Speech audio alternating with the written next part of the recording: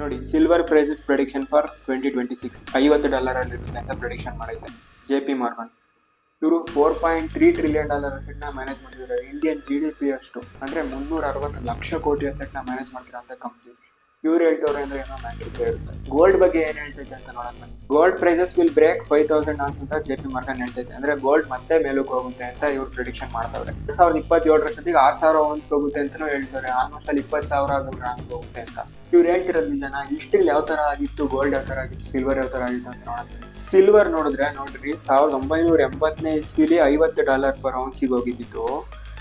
ಇಲ್ಲಿಗೆ ಹೋದ್ಮೇಲೆ ಕ್ರಾಶ್ ಆಗಿದ್ದು ಮತ್ತೆ ರಿಕವರಿ ಆಗಿದ್ದು 2011ನೇ ಇಸ್ವಿಗೆ. 2011ನೇ ಇಸ್ವಿಗೆ ಅಂದ್ರೆ 27 ವರ್ಷ ಆಯ್ತು ಅದು ರಿಕವರಿ ಆಗುತ್ತೆ. ಮತ್ತೆ 2011ನೇ ಇಸ್ವಿಲಿ $50 ಹೋಗಿದ್ದು ಮತ್ತೆ ಬಿದ್ದಿದ್ದು. ಈಗ ರಿಕವರಿ ಆಗುತ್ತೆ 2025ನೇ ಇಸ್ವಿ. 14 ವರ್ಷ ತಾಂಡೈತೆ ನೆಕ್ಸ್ಟ್ ರಿಕವರಿಗೆ. ಇವಾಗ ಮತ್ತೆ ಬೀಳ್ತೈತೆ, $50 ಬೀಳುತ್ತೆ ಅಂತ JP Morgan ಹೇಳ್ತವ್ರೆ. ಮತ್ತೆ ಎಷ್ಟು ವರ್ಷ ತಾಳ್ಬೋದು ಅಂತ ನೀವೇ ಯೋಚನೆ ಮಾಡಿ. ಅದೇ ಗೋಲ್ಡ್ ನೋಡೋಣ ಬನ್ನಿ. ಸೇಮ್ 1980ನೇ ಇಸ್ವಿಲಿ ಡೌನ್ ಆಗಿದ್ದು ಮತ್ತೆ ರಿಕವರಿ ಆಗಿದ್ದು 2007ನೇ ಇಸ್ವಿಗೆ. ಆಲ್ಮೋಸ್ಟ್ ಆಲು 25 ವರ್ಷ ತಾಂತು ಗೋಲ್ಡ್ ರಿಕವರಿ ಆಗಕ್ಕೆ.